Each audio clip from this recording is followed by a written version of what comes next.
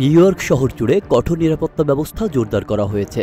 সাম্প্রতিক আন্তর্জাতিক উত্তেজনা, বিশেষ করে ইরানে সামরিক হামলার প্রেক্ষিতে এই ব্যবস্থা গ্রহণ করেছে শহরের নিরাপত্তা বাহিনী। স্থানীয় প্রশাসন এবং নিউ ইয়র্ক সিটি পুলিশ বিভাগ জানিয়েছে, শহরের ধর্মীয়, সাংস্কৃতিক এবং কূটনৈতিক স্থানগুলোকে সর্বোচ্চ গুরুত্ব দিয়ে অতিরিক্ত পুলিশ মোতায়েন করা হয়েছে।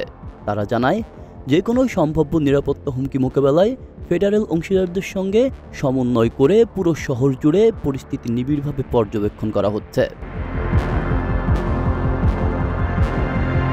নিউ ইয়র্ক পুলিশ তাদের সামাজিক যোগাযোগ মাধ্যমে এক বিবৃতিতে জানায়, আন্তর্জাতিক প্রেক্ষাপটে সৃষ্ট পরিস্থিতির উপর নজর রাখা হচ্ছে এবং শহরের জনগণের নিরাপত্তার স্বার্থে সর্বোচ্চ সতর্কতা অবলম্বন করা হয়েছে।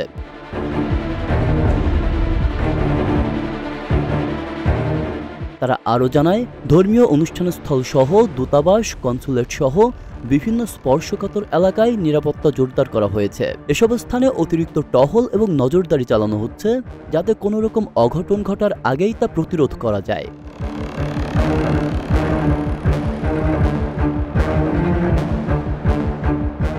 নিউ ইয়র্ক সিটি পুলিশের ভাষ্যমতে, শহরের ৮০ লক্ষেরও বেশি বাসিন্দার নিরাপত্তা নিশ্চিত করাই তাদের প্রধান দায়িত্ব।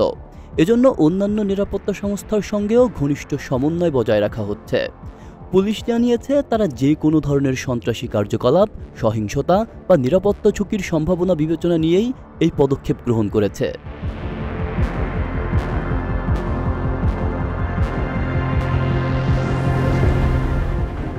সর্বোপরি নিউ ইয়র্কবাসীদের নিরাপত্তা নিশ্চিত করতে প্রশাসন সব ধরনের প্রস্তুতি গ্রহণ করেছে এবং সাধারণ মানুষকে শান্ত থাকার আহ্বান জানিয়েছে।